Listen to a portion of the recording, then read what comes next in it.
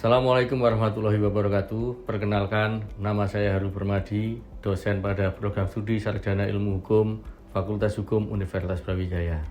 Saya hari ini akan menunjukkan video pernyataan diri dosen dalam unjuk kerja Tridharma Perguruan Tinggi sebagai salah satu syarat sertifikasi dosen tahun 2026 gelombang 1. Saya sehari-hari mengajar di Fakultas Hukum untuk mata kuliah Hukum Administrasi Negara, Hukum Administrasi Daerah, Hukum Acara Peradilan Tata Usaha Negara, Hukum Pajak, dan beberapa mata kuliah lainnya di bawah Kompartemen Hukum Administrasi Negara.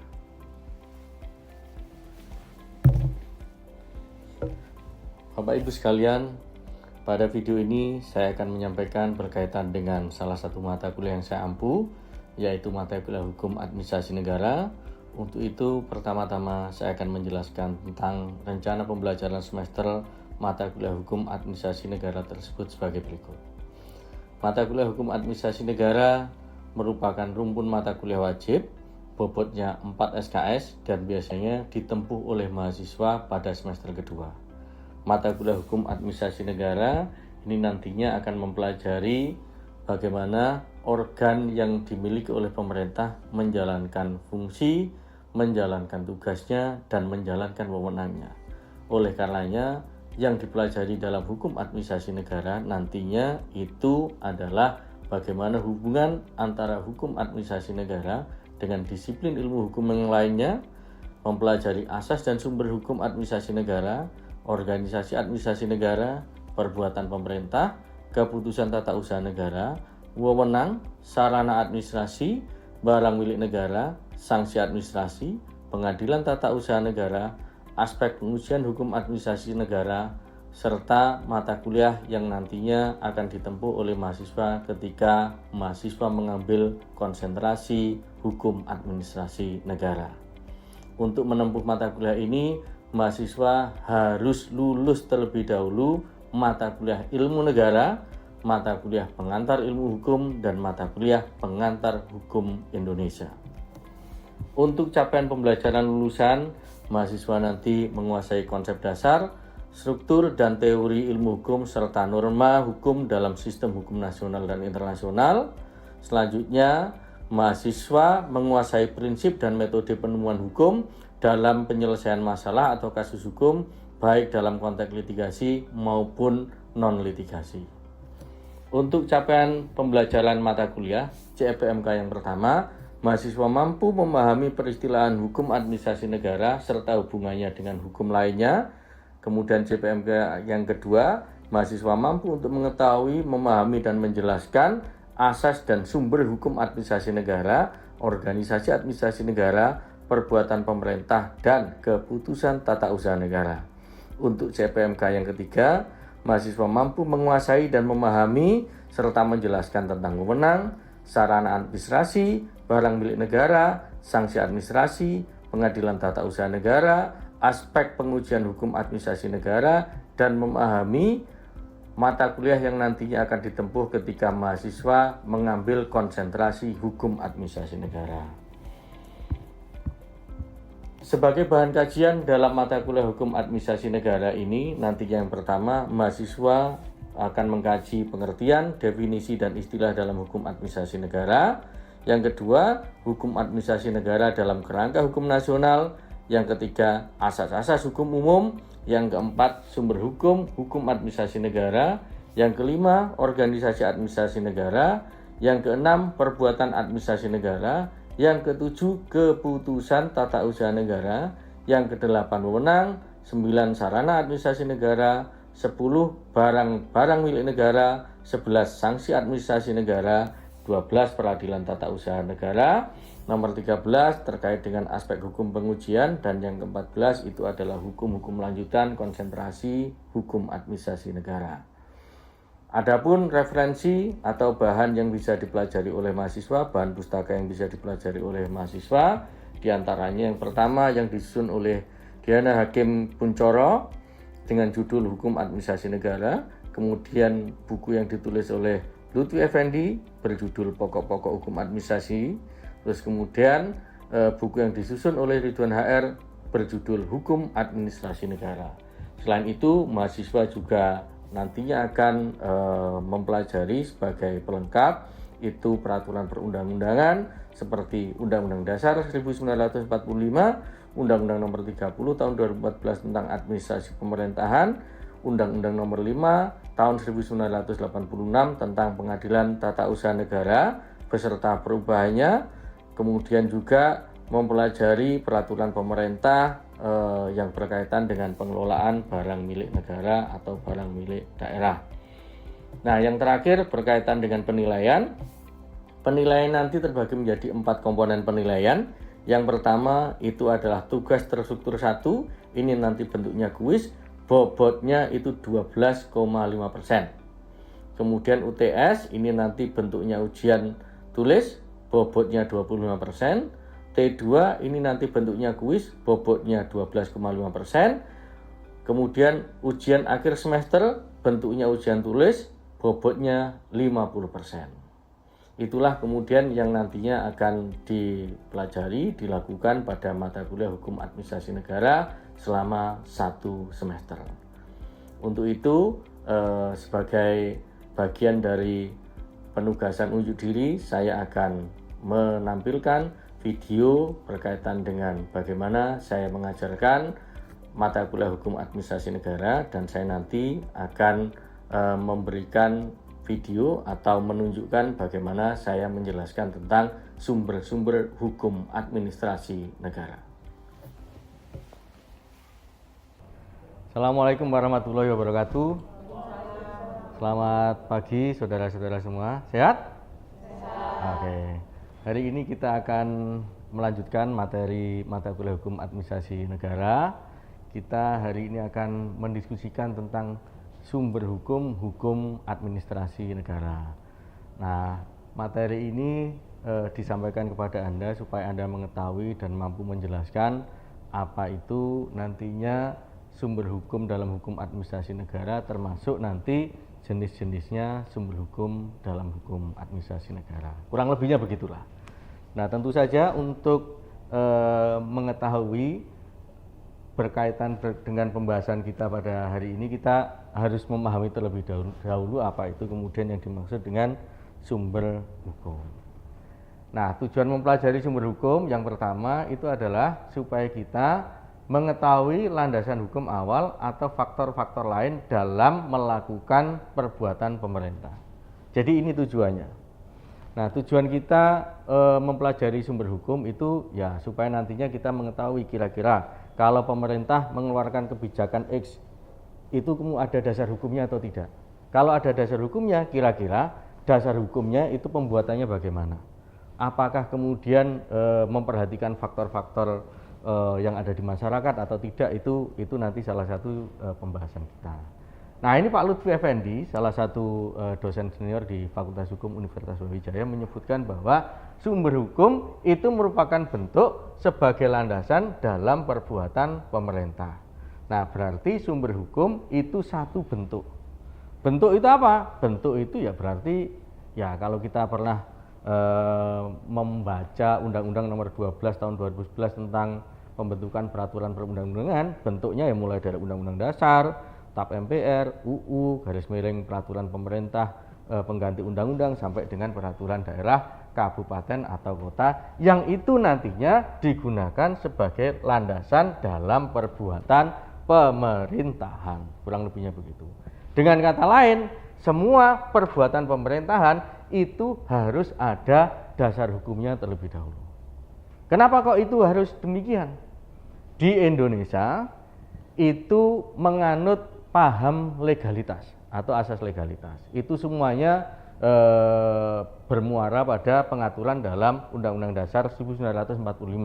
Pasal 1 ayat 3 menyebutkan bahwa Indonesia adalah negara hukum.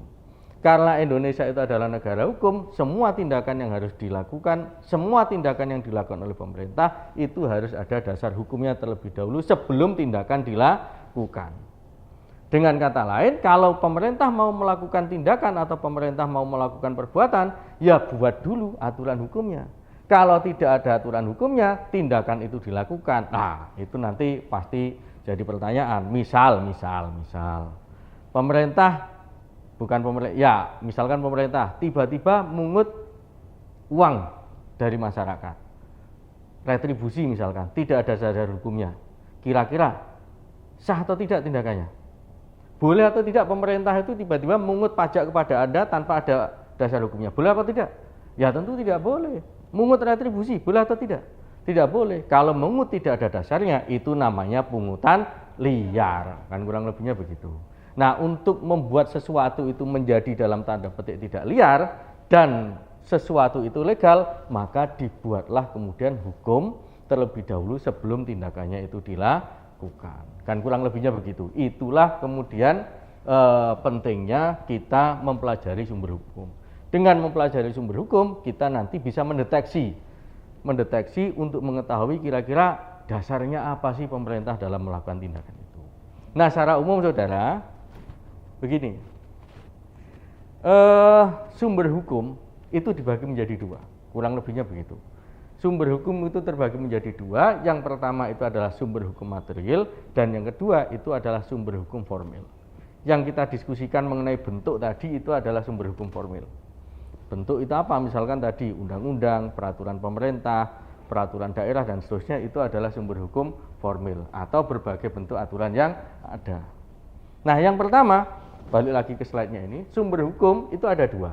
Satu itu adalah sumber hukum material, kemudian yang kedua itu sumber hukum formil. Sumber hukum material itu adalah faktor-faktor yang ikut mempengaruhi materi atau isi dari aturan-aturan hukum. Dengan kata lain, hukum yang ada, aturan hukum yang ada, itu isinya pasti ada yang mempengaruhi. Apa yang mempengaruhi? Nanti slide selanjutnya. Itu faktor apa saja kemudian yang mempengaruhi dibentuknya hukum itu ada. Misalkan di Kota Malang tarif parkir motor 2.000, di Surabaya tarif parkir motor 3.000. Kenapa kok beda antara Surabaya dan Malang? Itu ada alasannya. Lah nanti kita diskusikan. Terus kemudian yang kedua itu adalah sumber hukum formil, tadi sudah saya sebutkan, itu adalah berbagai bentuk aturan yang ada. Berbagai bentuk aturan yang ada itu tadi, kalau secara normatifnya kita lihat di Undang-Undang Nomor 12 Tahun 2011 tentang pembentukan peraturan perundang-undangan.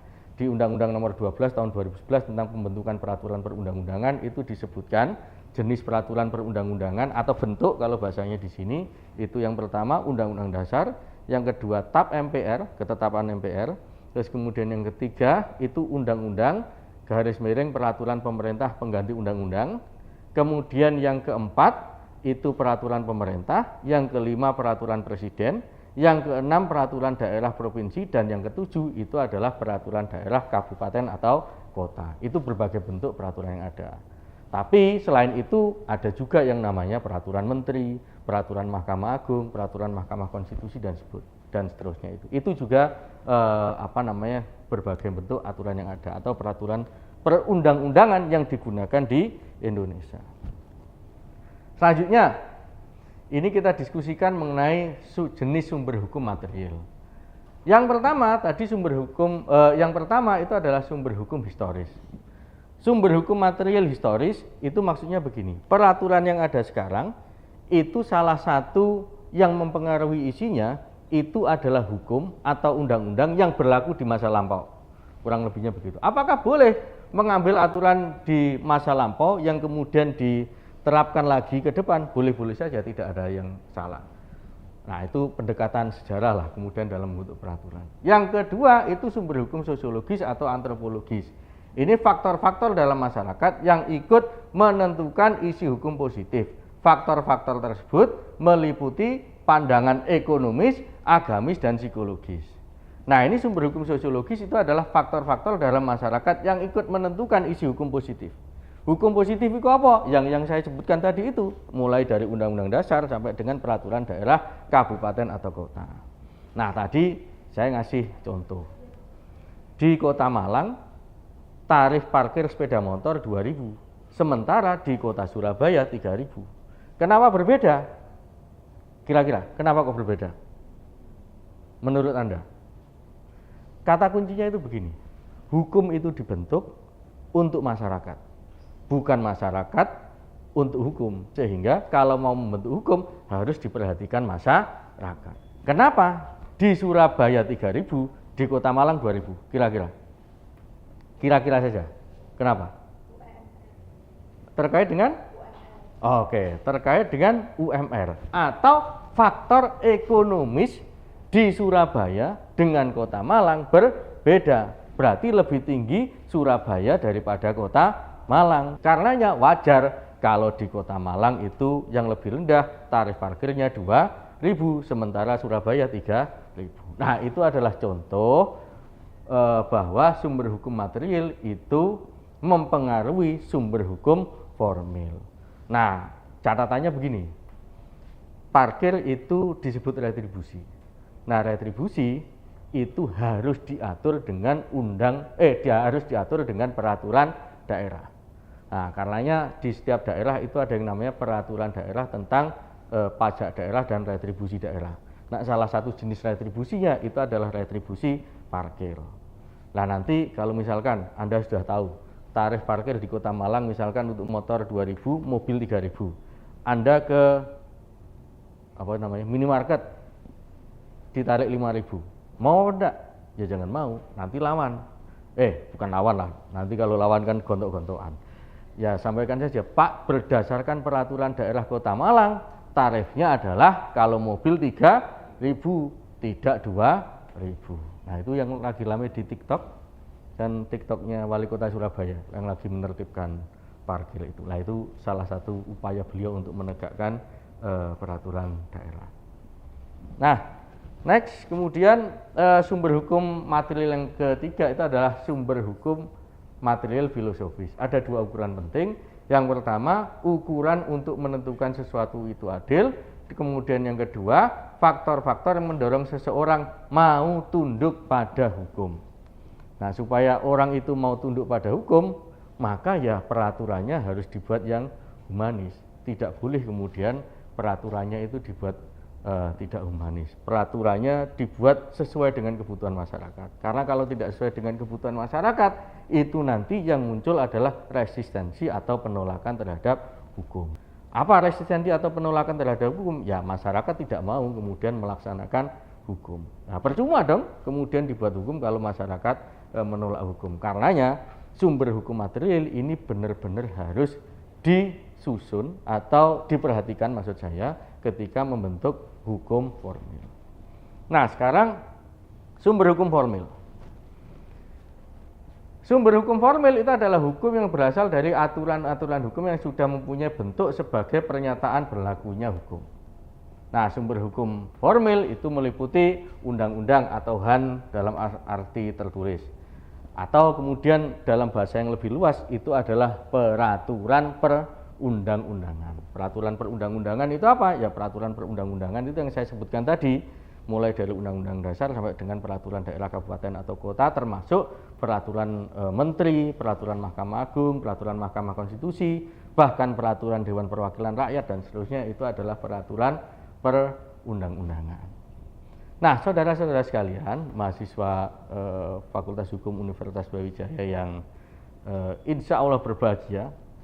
Nah, begini, sumber hukum di awal tadi saya sebutkan itu penting untuk dipelajari. Sumber hukum itu selain penting untuk kita pelajari, ternyata juga penting untuk digunakan oleh pemerintah. Digunakan oleh pemerintah untuk apa? Digunakan oleh pemerintah ya nantinya untuk menentukan legal atau tidak legalnya tindakan yang akan dilakukan oleh mereka. Kurang lebihnya begitu. Nah, dalam ilmu pemerintahan ya. Ini kan kita tadi menyebutkan bahwa sumber hukum itu digunakan untuk menentukan legal atau tidak legalnya perbuatan atau tindakan yang dilakukan oleh pemerintah. Nah, dalam penyelenggaraan pemerintahan yang kaitannya dengan sumber hukum itu begini. Dalam hukum pemerintahan, penyelenggaraan pemerintahan itu ada asas-asas hukumnya. Asas hukum dalam pemerintahan paling tidak 3 lah yang Anda harus pahami. Yang pertama itu adalah asas legalitas. Tadi sudah saya sebutkan. Apa itu asas legalitas? Asas legalitas itu pokoknya tindakan yang dilakukan oleh pemerintah harus ada dasar hukumnya. Tidak boleh tindakan itu dilakukan tidak ada dasar hukumnya. Misalkan saya mengajar di kelas saudara. Saya mengajar di kelas saudara itu harus ada dasar hukumnya. Dasar hukumnya apa? SK Dekan. SK Dekan yang menentukan saya sebagai pengajar mata kuliah Hukum Administrasi Negara kelas A, misalkan begitu. Kalau saya sudah ditentukan oleh dekan dengan keputusan dekan mengajar di kelas A, maka saya sah untuk melakukan proses pembelajaran kepada Anda. Saya boleh untuk mengajar Anda seperti ini, saya juga boleh untuk melakukan penilaian kepada Anda, termasuk memberikan penilaian, termasuk menentukan nilai akhir Anda. Lulus apa tidak, saya berwenang atau saya berhak, kurang lebihnya begitu. Nah, asas yang kedua itu adalah asas praduga keabsahan. Asas praduga keabsahan itu maksudnya seperti ini. Kira-kira nih, ambil contoh saja ya. Contoh. Anda tahu hukuman mati atau tidak? Tahu kan hukuman mati. Nah, kalau dalam hukum itu begini. Berlaku yang namanya Stephen Bow teori atau teori hukum berjenjang. Hukum yang lebih tinggi, dasar pembentukan hukum yang lebih rendah, hukum yang lebih rendah itu tidak boleh bertentangan dengan hukum yang lebih tinggi. Itu prinsipnya. Nah, sekarang begini. Undang-Undang Dasar 1945 menentukan bahwa hak untuk hidup tidak dapat dikurangi dalam keadaan apapun. Berarti hukuman mati boleh atau tidak menurut Anda? Kan hak untuk hidup tidak dapat dikurangi dalam keadaan apapun. Berarti nyawanya orang Indonesia kan tidak boleh dikurangi. Bagaimana mengurangi nyawa? Ya dihukum mati, kan kurang lebihnya begitu. Itu Undang-Undang Dasar. Tapi ada peraturan perundang-undang di bawahnya, Undang-Undang 35 tahun 2009 contohnya, itu mengatur tentang hukuman mati. Prinsipnya tadi hukum yang lebih rendah tidak boleh bertentangan dengan hukum yang lebih tinggi. Nah, ini bertentangan atau tidak Undang-Undang 35 2009 pasal 113 yang mengatur tentang hukuman mati? Bertentangan atau tidak? Pasal 113 itu kurang lebihnya bunyinya begini. Kalau orang itu mengedarkan narkoba dan seterusnya, menanam ganja lebih dari yang ditentukan 1 kilo obat-obatan terlarang, ganja sekian batang, itu dihukum mati. Terlepas dari kondisinya mengedarkan narkoba kan ada hukuman mati. Itu pasal 113 ayat 2. Bertentangan atau tidak dengan Undang-Undang Dasar? Pasti bertentangan. Menurut Anda, hukuman matinya sah atau tidak bila diterapkan di Indonesia? Sah atau tidak? Pede aja jawabnya. Sah atau tidak? Sah atau tidak? Ada dua yang ngomong, satu sah, satu tidak. Sah atau tidak? Menurut jenengan, sah atau tidak? Menurut Anda, sah atau tidak? Kalau sah, kenapa kira-kira? Kalau tidak, kenapa? Kenapa, Mas? Jawab aja sebisanya, nggak apa-apa. Tidak, karena bertentangan dengan hukum yang lebih tinggi. Tidak, karena bertentangan dengan hukum yang lebih tinggi, dalam hal ini Undang-Undang Dasar. Begitu ya? Masalahnya kemudian, dalam hukum pemerintahan itu berlaku yang namanya asas praduga keabsahan. Asas praduga keabsahan itu kurang lebihnya begini. Tindakan yang dilakukan oleh pemerintah, sepanjang itu dilakukan oleh pejabat yang berwenang, sekalipun isinya diduga salah, itu tetap dianggap sah. Sekalipun Anda menolak peraturan, tapi peraturannya itu dibuat oleh pejabat yang berwenang, maka peraturannya tetap sah, tetap dianggap sah. Itu asas praduga keabsahan. Dan yang ketiga itu adalah asas contrarius actus. Asas ini menyatakan bahwa peraturan atau keputusan atau produk hukum itu bisa dibatalkan bila oleh satu pembuatnya sendiri, terus kemudian yang kedua pejabat yang lebih tinggi, dan yang ketiga itu adalah pengadilan. Itu kemudian yang bisa menyatakan produk yang dilakukan oleh pemerintah itu tidak sah. Nah, apa pentingnya kemudian sumber hukum material? Itu untuk menghindari ini tadi, kesalahan dalam pembuatan peraturan yang nantinya itu akan menimbulkan anggapan atau menimbulkan gugatan oleh masyarakat karena dianggap bertentangan dengan hukum yang lebih tinggi misalkan, atau bertentangan dengan kepentingan masyarakat. Apakah bisa kemudian kepentingan masyarakat itu menyebabkan hukum tidak berlaku? Bisa. Di Undang-Undang Nomor 12 Tahun 2011 disebutkan bahwa salah satu asas dalam pembentukan peraturan itu adalah asas pengayoman. Terus kemudian ada juga yang namanya asas umum pemerintahan yang baik. Pemerintah itu harus memperhatikan kebutuhan masyarakat dan seterusnya. Lah kalau tidak memperhatikan, berarti kan ya masyarakat nanti bisa mempermasalahkan. Lah dengan Anda mengetahui dan memahami pentingnya sumber hukum material, misalkan Anda jadi pejabat, Anda jadi bupati, gubernur, atau wali kota, atau bahkan Anda menjadi presiden. Sebelum kemudian Anda menetapkan suatu peraturan, atau melakukan suatu tindakan atau perbuatan, maka ya Anda harus memperhatikan dulu keseluruhan faktor-faktor yang bisa mempengaruhi peraturan yang Anda buat. Nah, apa itu keseluruhan faktor?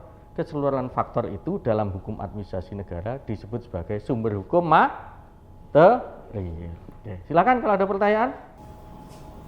Saya mau tanya. Oke, silakan.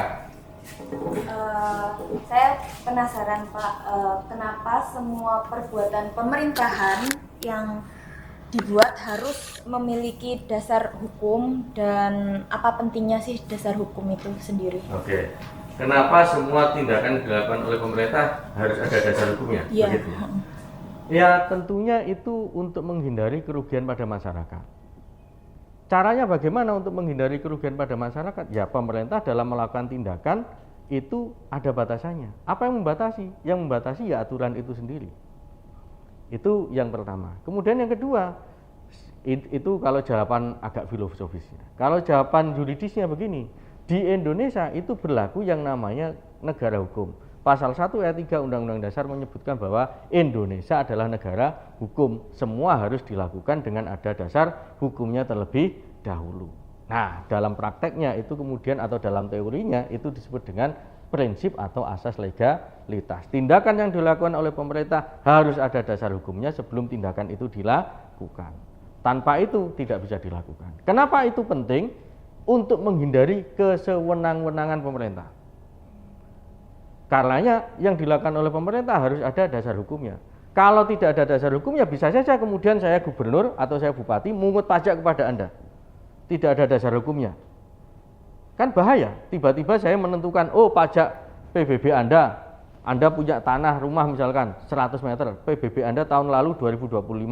Tahun ini karena indeks ekonomi agak susah, misalkan begitu, pemerintah juga, saya kemudian mungut kepada Anda yang tahun lalu berapa tadi? 100.000 misalkan, saya pungut 1 juta, tanpa ada dasar hukumnya. Bahaya atau tidak? Bahaya, padahal dasar hukumnya atau peraturan yang sah cuma 100.000. Nah, itu kemudian pentingnya untuk menghindari kesewenang-wenangan. Begitu ya. Nah, saudara, saya kira cukup untuk pertemuan kita pada pagi hari ini. Untuk selanjutnya, saya minta untuk mencari contoh-contoh dari itu tadi, nanti Anda cari referensi, cari kasus, boleh itu di jurnal atau kemudian di media massa mengenai resistensi atau penolakan hukum yang dilakukan oleh masyarakat. Nah, nanti itu akan kita gunakan untuk memperdalam kajian kita. Nanti akan kita bahas di pertemuan selanjutnya untuk mendalami lagi sumber hukum material khususnya. Nah, apa itu resistensi hukum? Ya misalkan saja masyarakat melakukan uji materi ke Mahkamah Konstitusi tentang suatu undang-undang, uji materi peraturan daerah ke Mahkamah Agung misalkan begitu. Oke ya, prinsipnya hari ini kita sudah mendiskusikan terkait dengan sumber hukum. Ada 2 jenis sumber hukum, yaitu yang pertama sumber hukum material dan sumber hukum formal. Kalau sumber hukum material itu adalah keseluruhan faktor yang mempengaruhi terbentuknya sumber hukum formal. Sumber hukum formal itu apa? Ya berbagai macam bentuk peraturan yang ada. Demikian, kurang lebihnya saya mohon maaf. Selamat pagi, assalamualaikum warahmatullahi wabarakatuh.